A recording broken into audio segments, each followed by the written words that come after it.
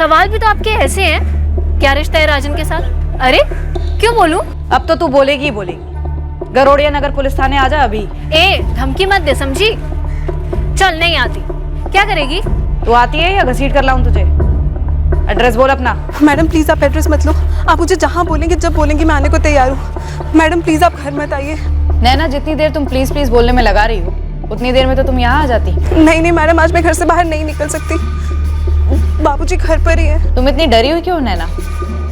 कहीं राजन पाटीदार के मर्डर में तुम्हारा हाथ तो नहीं है? नहीं मैडम, मैं तो खुद इतनी ज्यादा शौक हूँ कि क्या बताऊँ। आप मुझे बताइए कि कल कितने बजे आना है। मैं 100% आऊंगी मैडम। क्यों मरवाया तुमने अपने पति राजन और ससुर नरेंद्र को? राजन के अफेयर्स के कारण या फिर तुम्हारी माँ डोली जायसवाल से जुड़ी कोई वजह है? मैं सच कह रही हूँ सर, मैंने नहीं मरवाया अपने पति और ससुर को। तो फिर अपनी माँ के बारे में झूठ क्यों बोला? झूठों पर भरोसा करना इतना आसान नहीं होता। आसान तो सच्चाई का सामना करना भी नहीं होता ना सर। एक ऐसी सच्चाई जो आपसे जिंदगी भर झूठ बुलाती है। बचपन से ही मैं और मेरी बहन सोनिया उस सच्चाई से छुपते रहे कि मेरी माँ डॉली जायसवाल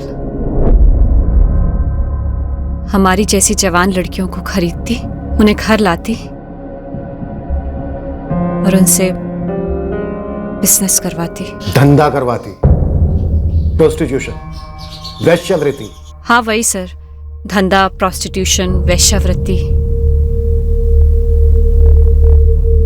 12 साल की उम्र से देखा है अपनी माँ को ये धंधा करते हुए।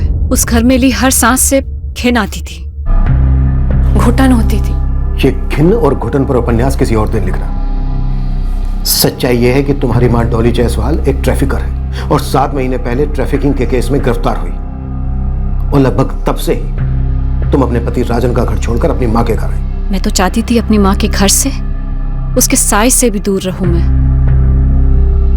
अपने भाइयों के लिए लौटी मैं। इससे राजन और उसके पिता नरेंद्र के कत्ल का क्या लेना देना? कहीं ऐसा तो नहीं कि ट्रैफिकिंग के केस में तुम्हारी माँ डॉली जायसवाल अंदर हुई तो उसकी असलियत पता चल गई राजन को और उसने तुम्हें अपने घर से निकाल दिया और इसी वजह से तुम दोनों माँ बेटी ने मिलकर उसके नाम की सुपारी दे दी? ऐसा नहीं है। राजन को मालूम था शादी के भी पहले से कि मेरी माँ क्या काम करती है। और सिर्फ राजन को नहीं, आपके कई पुलिस वालों को भी मालूम था। और राजन ने मुझे घर से नहीं निकाला, मैंने मजबूरी में वो घर छोड़ा अपने भाइयों के लिए। 7 महीने पहले जब माँ गिरफ्तार हुई तब से कहर टूट पड़ा हम सबकी जिंदगी में। पहले तू घर जा, अमित और अतुल को संभाल कुछ समय के लिए। क्यों माँ, कहाँ जा रही हो? जा नहीं रही हूँ, पुलिस स्टेशन से बोल रही हूँ।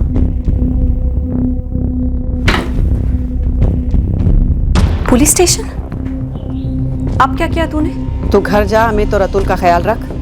मैंने सोनिया को भी बोल दिया है। पर बता तो सही, अब किया क्या है तूने? हेलो हेलो,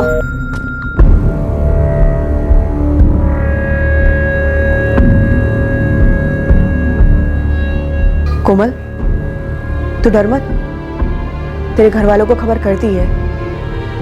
तेरा बापू आ रहा है तुझे लेने। घर जा रही है तू? मैं तो पहले से ही घर जाना चाहती थी। उन्होंने बोला वो मुझे घर ले जाएंगे, लेकिन उन्होंने मेरे साथ फिर से शुरू कर दिया। क्यों बंद कर दिया था क्या? कोई और काम करने की औकात है डॉली की? सर बताइए तो हुआ क्या? 16 साल की लड़की कोमल महतो बाहर बैठी है, अपने चाचा के घर से भागकर अपने माँ बाप के घर लौट रही थी। भोपाल स्टेशन पर तेरी माँ का वो दलाल नदीम गिद्ध की तरह लपक गया और तेरी माँ तब से धंधा करवा रही है उससे घर से। और कितना बर्बाद करोगे हम सबकी जिंदगी को? तुम्हें शर्म नहीं आती? अरे वो लड़की 16 साल की है और तुमने वादा किया था ना कि सोनिया की शादी के बाद फिर कभी नहीं करोगी। तोड़ दिया, तेरे दोनों भाइयों के लिए तोड़ दिया वादा। किस्मत थी हम दोनों बहनों की जो बचपन में तुमने हमें धंधे पर नहीं बैठा दिया। किस्मत नहीं शालिनी, माँ का प्यार था वो। माँ तेरे अंदर सिर्फ बच्चे पैदा करने के लिए थी, कर दिए ना बच्चे पैदा। अब पीछा छोड़ो हमारा। मुझे तो शर्म आती है तुम्हें माँ कहने से भी, जो दूसरों के बच्चों को नुचवाकर उनसे पैसे कमाती है। ये आदर्शवादी बकबक तब करनी थी जब मैंने शुरू किया था। उस समय तो दोनों बहनें बड़े सूट बनवाया करती थी उस पैसे से। उसी पैसे से मैंने तेरी शादी की थी। जब सोनिया की शादी की थी तब भोपाल से इंदौर 3 लड़कियों को पार किया था। तब क्या याददाश्त खो बैठी थी अपनी? गूंगी बहरी अंधी हो गई थी?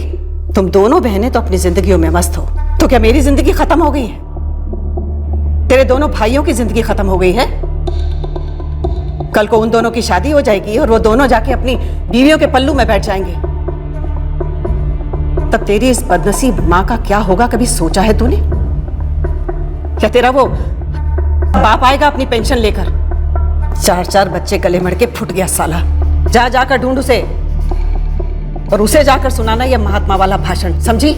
जिस माँ ने हमें जन्म दिया उसने जीते जी मार भी डाला, लेकिन माँ की एक बात सच थी कि उसी धंधे के पैसे से हमारी परवरिश हुई थी। पर इस सबसे तुम्हारे पति राजन का क्या ताल्लुक? उसे क्यों मार डाला? मैंने राजन को नहीं मारा। राजन कोई दूध का धुला हुआ नहीं था। फिर भी मेरे लिए उस नरक से निकलने का एक जरिया था वो, जो मेरी माँ ने बना के रखा था उस घर में। राजन मुझे अक्सर पीटता था। उसका घर छोड़ के आई थी उसके पहले से ही।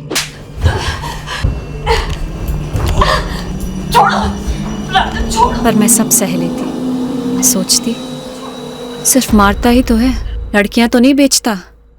माँ की तरह गैर कानूनी तरीके से पैसे तो नहीं कमाता। तो सब बर्दाश्त कर लो। फिर इस बर्दाश्त की हद कैसे खत्म हो गई? मैंने राजन को नहीं मारा सा। हाँ, मैंने आपसे झूठ कहा अपनी माँ के बारे में, लेकिन ये सच है। राजन को मंजूर नहीं था मेरे भाइयों का उसके घर में रहना। नफरत करता था उनसे, मेरे पूरे खानदान से। कोई मौका नहीं छोड़ता था ताने सुनाने का। ऐसे में मैं क्या करती सा? अपने भाइयों को तो नहीं छोड़ सकती थी। एक क्रिमिनल है फैजल। फैजल को तुम्हारी माँ डॉली ने भोजपुर भेजा, किसी गंगाधर से पैसे लेकर यहाँ किसी सुरेश को देने के लिए। मुझे इस सब के बारे में कुछ नहीं पता। शालिनी, झूठ बहुत ज्यादा दिन नहीं चलता। सच बोल दो, जिस माँ से तुम्हें इतनी तकलीफ थी उसी के जरिए अपने पति राजन को मरवा डाला? जी नहीं, राजन जैसा भी था मेरी माँ से तो बेहतर ही था। उसकी हरकतें चाहे जितनी भी ओछी थी, मेरी माँ की हरकतों से तो कम ही थी। अगर आप ये कहना चाहते हैं कि मेरी माँ ने सुपारी दी होगी राजन को मरवाने की, तो सच कहूं सर, मुझे कोई ताज्जुब नहीं होगा। पर वो राजन को क्यों मरवाती? ऐसा क्या बिगाड़ा होगा राजन ने उसका? अरे आशा, तू ही पूछ लेती जो पूछना था। अब जेल के अंदर से कौन सी लड़कियां बेचने लग रही हूं मैं? सर, मेरे लैंडलाइन पर एक अज्ञात कॉलर ने फोन करके टिप दी थी कि डॉली जायसवाल ने एक नाबालिग लड़की कोमल को अपने घर पर रखा और उससे धंधा करवा रहा। हाँ जानता हूँ, 7 महीने पहले का केस है, पर रीओपन करना होगा। मुझे डाउट है कि कहीं ये टिप तुम्हें शालिनी के पति राजन पाटीदार ने तो नहीं दी थी? विक्टिम राजन पाटीदार ने? हाँ, 3 अफेयर्स एक साथ चल रहे थे राजन के।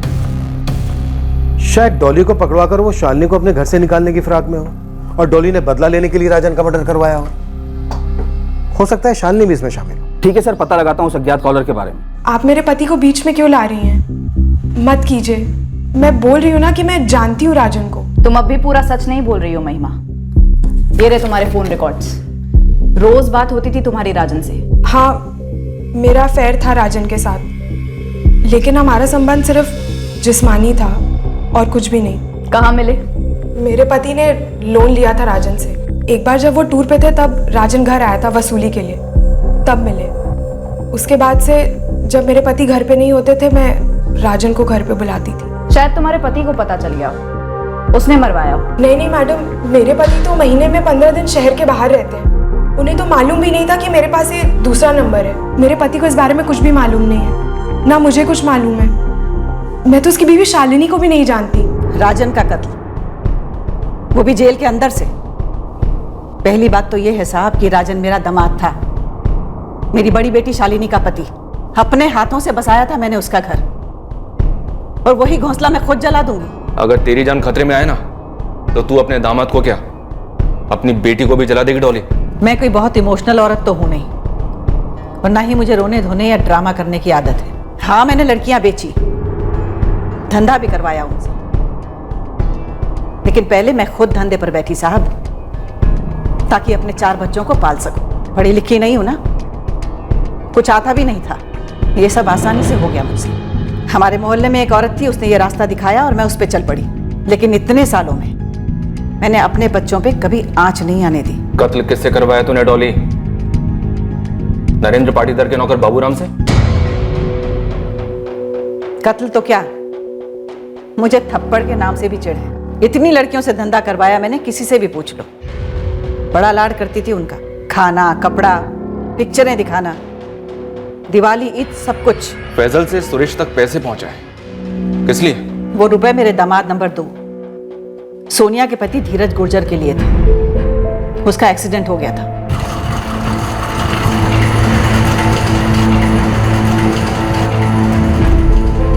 धीरज बहुत बुरी तरह घायल हो गए माँ। अगर लोग टाइम पर हॉस्पिटल ले जाते ना तो जान भी जा सकती थी। चुप, शुभ शुभ बोल। देख सोनिया, अपना कलेजा मजबूत रख और भरोसा रख, कुछ नहीं होगा धीरज को। धीरज अपना मेडिकल इंश्योरेंस रिन्यू करवाना भूल गया था। घोंचू, लोहे की सरिया, प्लास्टर, ऑपरेशन सब मिला के 1 लाख से ऊपर का बिल फटा था और उसकी तनख्वाह थी सिर्फ 15,000 रुपए। तब मैंने आदमी भेजा और पैसों का इंतजाम किया। केवल गंगाधर ही नहीं साहब, भोपाल के 3 और लोगों से बात की और पैसों का जुगाड़ किया। सुपारी के रुपए नहीं थे साहब, धीरज के इलाज के रुपए थे। इस कोमल महतो के ट्रैफिकिंग के केस में तुझे किसने पकड़वाया था? अब मुझे क्या मालूम साहब, आपको पता चल जाए तो मुझे जरूर बता देना, सेटिंग कर दूंगी। यानी मार डालेगी? अरे नहीं साहब, अपनी साइड कर लूंगी। अब धंधे में काहेगा, वो तो नदीम उसे उधार पे उठा लाया था। आ जाओ जाओ, इसे अपना ही घर समझो। हाँ, यहाँ बैठो। अब चिंता करने की कोई जरूरत नहीं है कोमल। ये जो डॉली आंटी है ना, ये बहुत अच्छी है। कल सुबह वो खुद तुम्हें जबलपुर लेके जाएंगी, सीधा तुम्हारी मम्मी के पास। क्या बोलती डॉली जी, पसंद आई? किराया बोल नदीम। कॉली है, 1.5 लाख में पड़ेगी। अपना कमीशन जोड़ के बोल रहा साले। अरे कैसी बातें कर रही हैं आप डॉली जी, मेरा कमीशन तो सिर्फ आपसे है और मैं ही महीने में 15-15 हजार में 4 बार बिठा दूंगा, बाद में घसती रहेगी। महीने का 1.5 लाख किराया दूंगी तो कमाऊंगी क्या? अरे कमाओगी डॉली जी, भरपूर कमाओगी। 1 महीने के बाद सप्लायर को बोल देंगे 50% में हमें बेच दे। उसके बाद में पेड़ भी अपना और फल भी, जितना चाहो लूटो। लुट तो मैं गई थी साहब, पूरा 1.5 लाख किराया दिया सप्लायर को। मुश्किल से लड़की 4 बार धंधे पर बैठी और किसी ने चुगली कर दी। राजन ने चुगली की थी, जिसका बदला लिया तूने उससे। अब यही तो मुश्किल है ना साहब इस दुनिया में। ईमानदारी से बात करो तो लोग सच मानते ही नहीं है। अब आप ऐसा करो साहब कि अगर आपको ऐसा लगता है ना कि केवल आप ही सच बोलते हो, तो आप ही सच का पता लगा लो और मुझे जरूर बता देना। सर, ये डॉली 1 नंबर की झोल क्वीन है। डॉली का हाथ पक्का लगता है?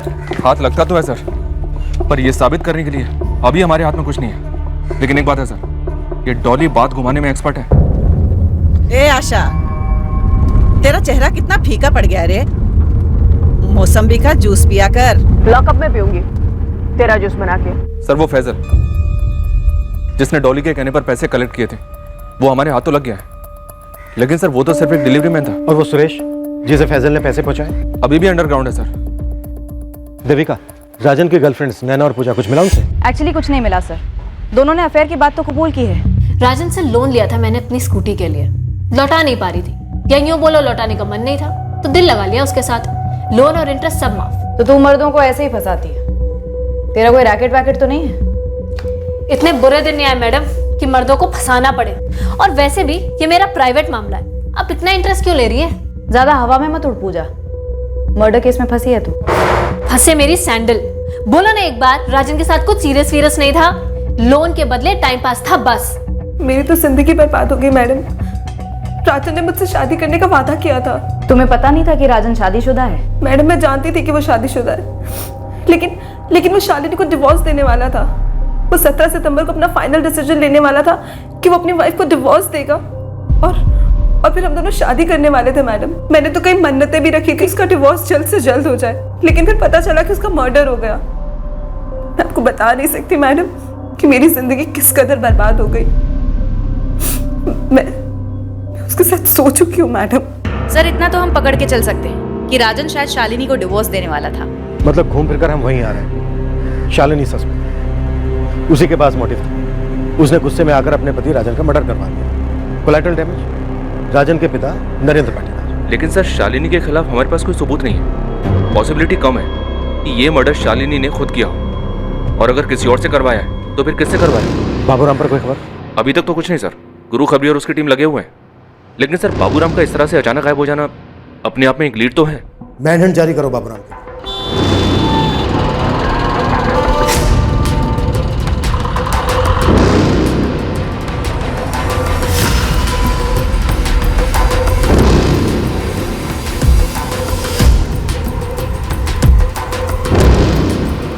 एक आंसू बहाने की जरूरत नहीं है उस लीचड़ राजन के लिए। 3 औरतों को घुमा रहा था, बताया था पुलिस ने मुझे। एक से तो शादी का वादा भी कर चुका था, और इसीलिए तुझे तलाक दे रहा था, है ना? इसीलिए मरवा दिया तुमने उसे? कोमल महतो के बारे में चुगली किसने की थी? मतलब तुमने ही राजन को मरवाया? धीरज का एक्सीडेंट किसने करवाया शालिनी? क्यों खेल रही हो तुम हमारी जिंदगियों से? मैं खेल रही हूँ? पुलिस वालों को लगता है कि ये सब मैंने करवाया, और मुझे क्या लगता है पता है? मुझे लगता है कि राजन को तूने मरवाया है, क्योंकि तुझे पता चल गया था कि राजन तुझे छोड़ने वाला है, और इसीलिए तूने उससे मरवा दिया, क्योंकि उसके बाद उसका जो कुछ भी है वो तुझे और कशिश को मिले। ठीक कह रही हो ना? देख शालिनी, अगर तूने ऐसा कुछ किया भी है ना, तो भी मैं तुझसे नफरत नहीं करूंगी, क्योंकि मैं समझती हूं कि तूने ये सब अपनी बेटी के लिए किया है। तू बोल, मैं ले लूं सारा पाप अपने सर? तेरे लिए करूंगी शालिनी, लेकिन एक वादा लूंगी तुझसे कि अमित और अतुल दोनों को तू सेटल करेगी। उनके मां और बाप दोनों बनकर।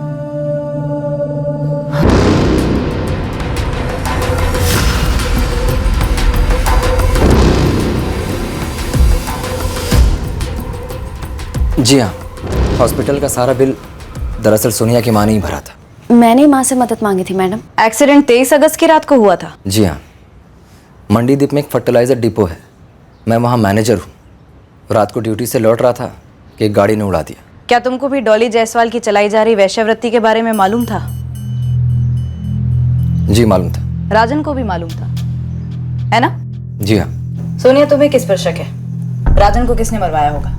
तुम्हारी बहन शालिनी ने या फिर तुम्हारी माँ डॉली ने? मैं अपनी माँ और बहन पर शक करूं क्योंकि आप शक कर रही हैं। हमें शक तो है, पर कड़ियां नहीं मिल रही। दुनिया चाहे यहाँ की वहां क्यों ना हो जाए, मेरी शालिनी दीदी अपने पति का तो क्या, किसी जानी दुश्मन का भी खून नहीं करेगी। रही बात मेरी माँ की, मेरी माँ चाहे कितने भी घिनौना काम क्यों ना करती हो, किसी का कत्ल नहीं करेगी। सिद्धेश, तुम धीरज के छोटे भाई हो? जी। शालिनी से पता चला कि तुम और राजन अच्छे दोस्त थे? हाँ, पुरानी दोस्ती थी। बाद में पता चला कि वो सोनिया भाभी की शालिनी दीदी के पति हैं। तुम काम क्या करते हो सिद्धेश? रिसेप्शनिस्ट हूँ एक होटल में। उस लड़की से जो धंधा कराया ना, हाय लगी है पूरी फैमिली को। अब देखिए ना, खुद डॉली जी जेल चली गई, यहाँ शालिनी जी की पूरी लाइफ तितर बितर हो गई। धीरज भैया का ऐसे एक्सीडेंट हो गया, और फिर राजन और उसके पापा खत्म हो गए। सबकी लाइफ खराब हो गई मैडम, किसी की करनी और सबकी भरनी। तुम्हें क्या लगता है सिद्धेश, राजन ने डॉली के खिलाफ पुलिस को खबर कर दी होगी उस लड़की कोमल महतो के बारे में? मुझे इस सब के बारे में ज्यादा जानकारी नहीं है, बस इतना जानता हूँ कि डॉली जी के एक जुर्म ने कितनों की लाइफ खराब कर दी। सर, कॉल रिकॉर्ड्स आ गए। जिस अज्ञात नंबर से हमें कॉल आया था कि कोमल महतो डॉली जायसवाल के घर पर है, वो नंबर पता चल गया है। अभी स्विच ऑफ है, लेकिन वो नंबर राजन पाटीदार का तो नहीं है। पता करो ये किसका नंबर है विनायक। इस केस में ऑलरेडी हम काफी चक्कर काट चुके हैं, अब सीधे आगे बढ़ने के लिए तगड़ी कड़ी चाहिए। मालिक, इंदौर से बोल रहा हूँ, आपके काम की कड़ी हाथ लगी है। बाबूराम? बाबूराम यहाँ इंदौर में है, सिक्योरिटी गार्ड की नौकरी कर रहा है। उसका सारा मूवमेंट मैं ट्रैक कर रहा हूँ। गुरु, किसी भी सूरत में ये बाबूराम रडार से फिसलना नहीं चाहिए। उस वक्त बाबूराम हमारा मुख्य संदिग्ध था, और हम मानकर चल रहे थे कि ये कत्ल उसी ने किए, और अब वो हमारे हाथों में आने वाला था। सर सुनिए तो, माजरा क्या है साहब? हमें पता था कि बाबूराम अपनी बेगुनाही की दुहाई देगा, पर बाबूराम इस केस में एक ऐसा अजीब नया पहलू सामने लाया जो अब तक सामने आया ही नहीं। अरे साहब मैं भागा कहाँ, अकेला आदमी, घर परिवार है नहीं। यहाँ भोपाल में छोटे मोटे काम करता था, वहाँ इंदौर में अच्छी तनख्वाह वाली नौकरी मिली तो वहाँ चला गया, आराम से रह रहा था। मर्डर के प्लान में पहले इंदौर में नौकरी पकड़ना शामिल था, है ना, ताकि कभी किसी को यह शक ना हो कि तू भाग गया। बाबूराम चल अब शुरू हो जा। दोनों मर्डर 5:30 से 6:30 के बीच हुए। किसने खोला था दरवाजा? नरेंद्र पाटीदार ने। पहले उसे मारा तूने?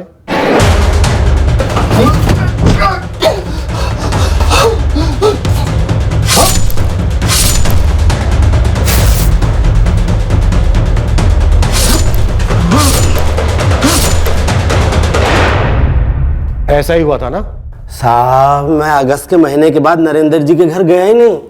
वहां इंदौर में मेरी नौकरी 1 सितंबर से शुरू हुई। तो खास ये काम करने के लिए तो इंदौर से आया? 15 की रात को आया, 16 की सुबह काम किया और लौट गया। बाबूराम, किसने दी तुझे सुपारी ये मर्डर्स करने के लिए? राजन की पत्नी शालिनी ने, या शालिनी की मां डॉली जायसवाल ने, या नरेंद्र की पत्नी रानी देवी ने? तू तो जानता भी है रानी देवी को। मैं नरेंद्र जी की पत्नी रानी भाभी को जानता हूँ। वो माहीपुर में रहती है, ग्वालियर जिले में पड़ता है। मुझे कभी कभी फोन कर लेती हैं अपने बेटे राजन का हालचाल पूछने के लिए। वहाँ किसके साथ रहती है वो? अपने दूसरे पति के साथ। वो भले आदमी है साहब, ये अपने नरेंद्र जी जैसे नहीं है। और साहब वो शालिनी बेटी है ना, वो तो बेचारी अपनी माँ का किया धरा भुगत रही है। उसकी जो माँ है ना डॉली, तो प्रलय भी आ जाए तब भी नहीं सुधरने वाली। ये प्रलय पुराण हमें मत सुना, सीधा सीधा मुद्दे पे आ। कितने पैसे दिए गए तुझे? साहब 100 रुपए, दिन का 100 रुपए देते थे नरेंद्र जी। उनके घर का छोटा मोटा काम कर लेता था। और जब शालिनी घर छोड़ के गई तब झाड़ू पोछा भी कर लेता था, तब 200 रुपए देते थे। हफ्ते में एक ही दिन जाता था। देख बाबूराम, ज्यादा शाना मत बन। वैसे ही बहुत टाइम के बाद हाथ लगाए। मालिक, अगर मुझे पता होता आप लोग मुझे ढूंढ रहे हैं कि मर्डर के वक्त इंदौर में ही था। सच में था मालिक। बाबूराम 15 और 16 सितंबर और उसके पहले और बाद में इंदौर में ही था। बाबूराम रॉन्ग नंबर है। तो सही नंबर क्या है बे? निकम्मो, तुम लोग काम करे मजाक कर रहे हो?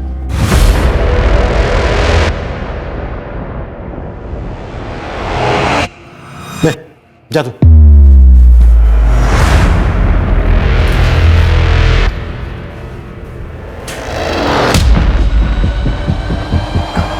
मालिक, ये दोनों कत्ल होते वक्त चोरी भी हुई थी क्या? नहीं। ठीक। फिर रुको, क्यों पूछा तूने? होनी चाहिए थी क्या? पहले भी हुई थी ना चोरी, तो इसलिए सोचा कि वो। कब हुई थी? जुलाई या अगस्त में। किसने की थी चोरी? निकाल बाहर, निकाल निकाल बाहर। मेरा सब्र बता आज, जो जो चुराया सबका सब बाहर निकाल, निकाल।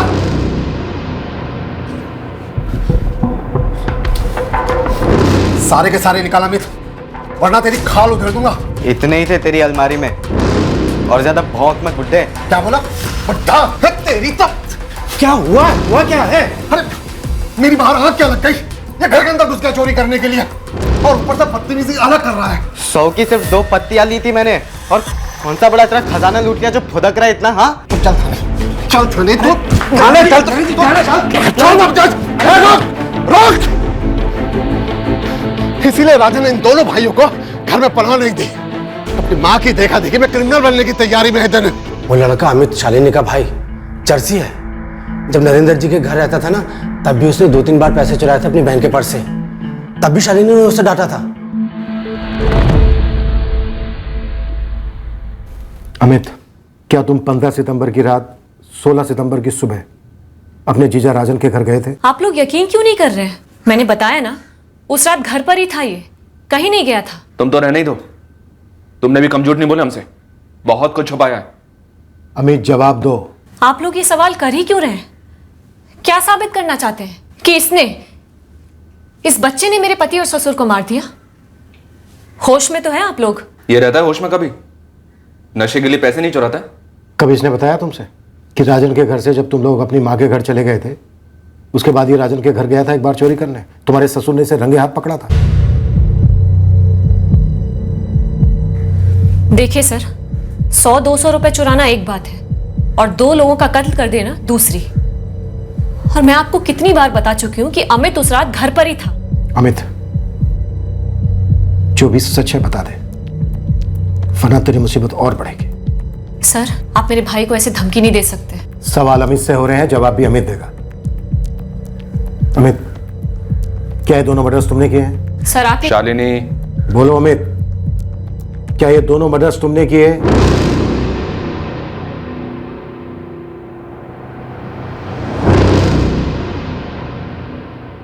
किसके मर्डर?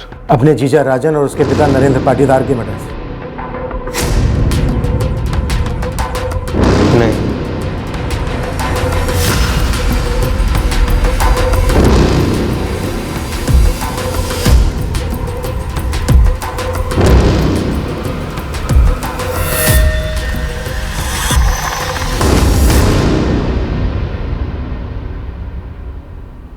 ये अमित टस से मस नहीं हो रहा है।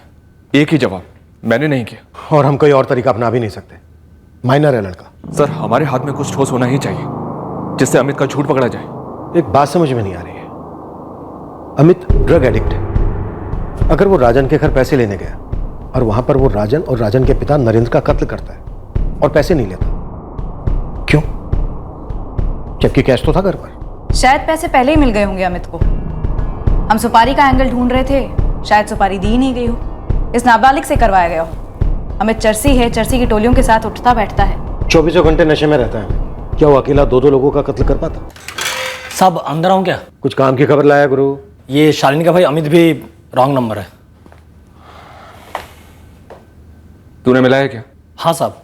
अब देखिए, ये अमित अकेला दो मर्डर तो नहीं कर सकता है, कम से कम 2 लोग लगते इस काम के लिए। मैंने इसके चर्सियों की टोली को खूब खंगाला है, कोई भी ये काम मुफ्त में नहीं करेगा और ना ही ऐसी कोई खबर है। इतने नशे में रहने वालों की जुबान फिसलती है साहब, लेकिन इसने कभी भी अपने किसी भी साथी को कुछ भी नहीं बोला है। शालिनी कह रही थी कि उस रात अमित घर पर ही था, उसका क्या? सर ये साबित करने के लिए कोई सबूत तो नहीं है, पर इस बात का भी क्या सबूत है कि अमित राजन के घर गया था?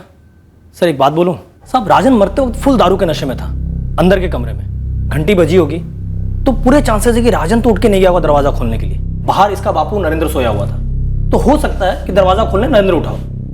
अब सोचिए सर, अगर ये अमित वहां गया होता तो क्या नरेंद्र उसे देखकर भड़कता नहीं, चिल्लाता नहीं, उसे अंदर ले लेता और फिर खुद बाथरूम की ओर चला जाता, जहां पहले अमित उसे मारे फिर राजन को मारे? रॉन्ग नंबर पर रॉन्ग नंबर। पता नहीं सही नंबर क्यों नहीं लग रहा है इस केस में। क्योंकि हमारे पास इस बात का कोई टेक्निकल सबूत नहीं है कि उस रात किसी की बात हुई राजन के साथ, फिर वो जान पहचान वाला शख्स राजन के घर आया हो, राजन के साथ बैठकर कमरे के अंदर उसने शराब पी हो, फिर राजन को मार दिया हो, राजन के बाप को भी।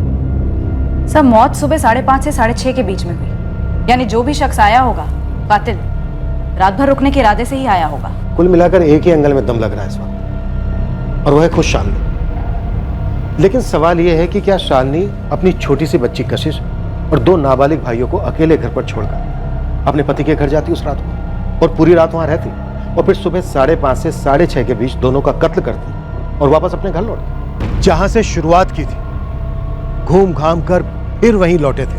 हम इस केस का तोड़ नहीं ढूंढ पा रहे थे, समझ नहीं पा रहे थे कि हम कहां चूक रहे हैं। फिर हमारी उंगली एक ऐसे एंगल पर पड़ी जो इस केस का हिस्सा जरूर था, लेकिन इस डबल मर्डर की वजह हो सकता है इस तरह उभर कर नहीं है।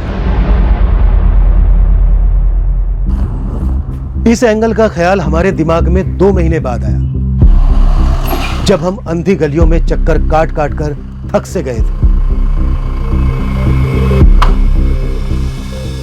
वो एक्सीडेंट, शालिनी की छोटी बहन सोनिया के पति धीरज गुर्जर का जो एक्सीडेंट हुआ था, वो एक्सीडेंट उसी के जुगाड़ में मैं लगी हुई थी, और आप लोग हो कि मुझे को कसूरवार ठहराने पे तुले हुए हो। मैंने कहा ना साहब आपसे कि मैं कत्ल नहीं करवाती हूं। तो क्या धीरज और राजन एक दूसरे को मरवा सकते थे? बिल्कुल नहीं, राजन कोई संत नहीं था,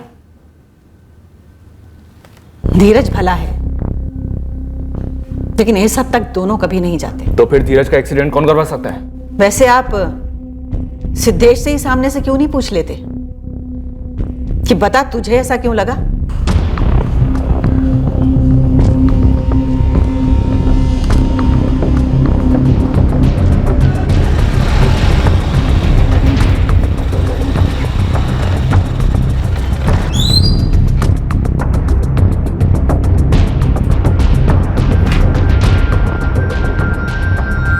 सिद्धेश गुर्जर हमेशा नाइट ड्यूटी करता है। पिछले 6 महीने से तो नाइट शिफ्ट पर ही है। ये रजिस्टर मुझे चाहिए, बाद में लौटा देंगे। ठीक है सर। सर मुझे ऐसा लगा क्योंकि रात 9 बजे के बाद उस रास्ते पर कोई ट्रैफिक होता ही नहीं है, रास्ता एकदम साफ होता है और धीरज भैया एकदम सेफ बाइक चलाते हैं, वहां कभी एक्सीडेंट नहीं होता, इसलिए मुझे लगा सर।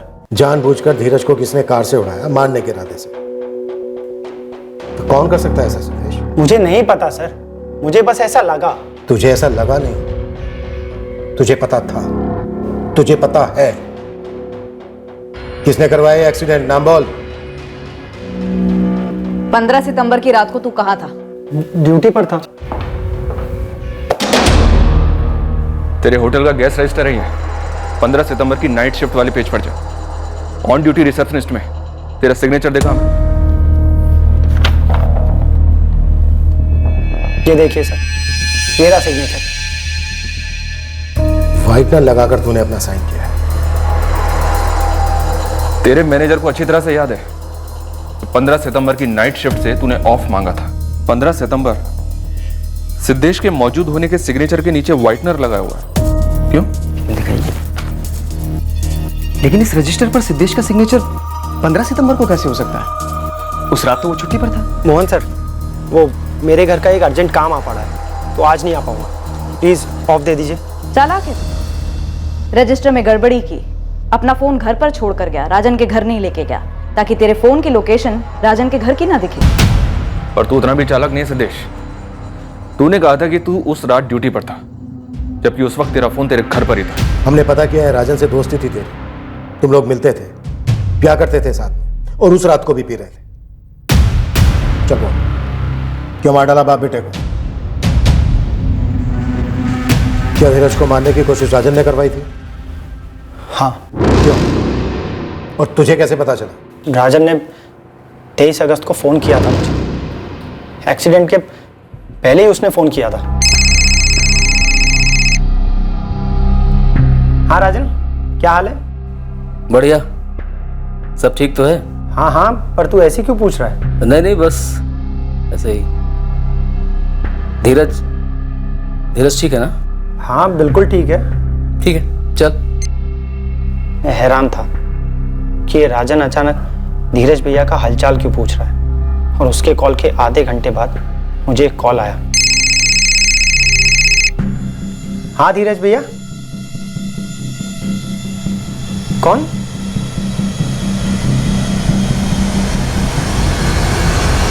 राजन का फोन आता है धीरज भैया की खैरियत पूछने के लिए। उसके आधे घंटे बाद एक राह चलता आदमी धीरज भैया के फोन से कॉल करके कहता है कि उनका एक्सीडेंट हो गया। 2 और 2 मिलाना इतना मुश्किल भी नहीं है ना सर। राजन क्यों मरवाना चाहता था धीरज को? क्योंकि शक था राजन को सर कि उसकी पत्नी शालिनी और धीरज भैया का अफेयर चल रहा था।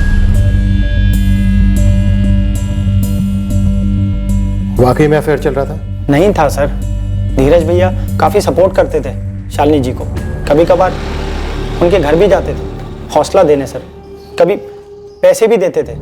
धीरज भैया शालिनी जी की मदद सिर्फ इसलिए कर रहे थे क्योंकि वो अकेली थी, अकेली अपनी छोटी बच्ची कशिश और 2 भाइयों को संभाल रही थी। मैं राजन के साथ पीने बैठता था छुट्टी के दिन, तो 2-4 बार राजन ने पूछा भी था मुझसे। धीरज हर तीसरे दिन जाता है वहाँ, माजरा क्या है? नहीं, क्योंकि तू नहीं जाता ना इसलिए। अच्छा, मतलब तेरा धीरज भैया शालिनी की जिंदगी में मेरी जगह लेगा? राजन वो वाइफ है तेरी, और तू उसके बारे में कैसी बातें कर रहा है? धीरज भैया के साथ सोनिया भाभी भी तो जाती है ना। लेकिन धीरज अकेला ज्यादा जाता है। राजन ये शक करना छोड़ दे, धीरज भैया सिर्फ हेल्प करना चाहते हैं शालिनी भाभी। एक छोटी बच्ची, 2 छोटे भाई, उसमें से एक चर्सी, आसान लाइफ नहीं है उनकी। राजन को शक था कि तुम्हारा धीरज के साथ अफेयर है, ये बात तुम्हें पता थी? हाँ पता थी, राजन थे ही शक के मिजाज के। इस बात को लेकर उन्होंने मुझे 1-2 बार बुरा भला भी कहा था, पर मैडम मेरा धीरज के साथ कोई चक्कर नहीं है। मेरी छोटी बहन के पति है वो, बड़ी इज्जत करती हूँ उनकी, क्योंकि वो हमारी काफी मदद करते हैं।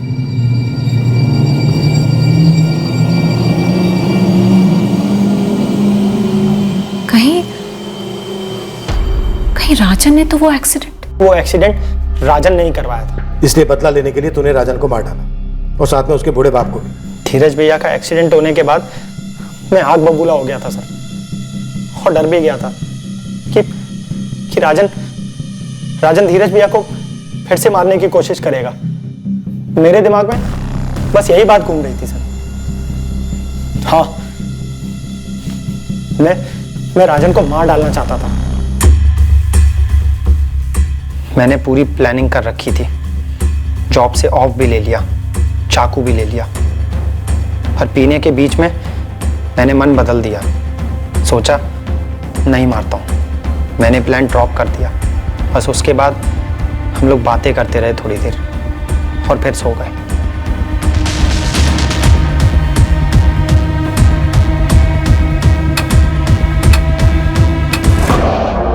तब मुझे एक बुरा सपना आया। मैंने सपने में राजन को देखा, वो धीरज भैया को छुरा मार रहा था। तब मैंने सोचा बस अभी उठाता हूँ राजन को और पूछता हूँ, राजन धीरज भैया का एक्सीडेंट तूने कराया था क्या? एक्सीडेंट के पहले तूने फोन किया था ना मुझे? कोई अफेयर नहीं था। मैंने भी तो वही बोला था ना सर। मैंने समझाया उसे कि उसके मन का वहम है। जरूर शालिनी जी ने भी बोला होगा, पर फिर भी क्यों मारने की कोशिश की उसने मेरे भाई को? तो एक पुलिस कंप्लेन कर देता। पर साबित कैसे करता सर कि एक्सीडेंट नहीं, अटेम्प्ट टू मर्डर था? तो अब क्या राजन और उसके बाप को मारकर साबित कर पाया? तो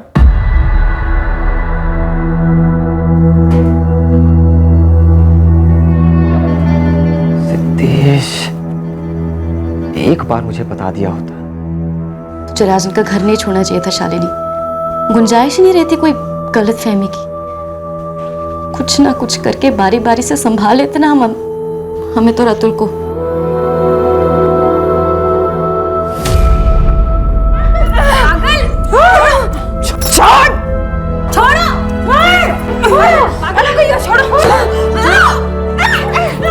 ये सब तुम्हारी वजह से हुआ है माँ, सब तुम्हारी वजह से। इसे सच्ची में मतलब मारेंगे, सब तुम्हारी वजह से। सिद्धेश की पूरी जिंदगी बर्बाद हो गई।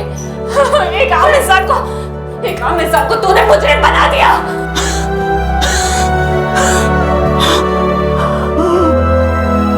शालिनी को सख्त वार्निंग देकर छोड़ दिया गया। डॉली जायसवाल ट्रैफिकिंग के चार्जेस में अब भी जेल में है।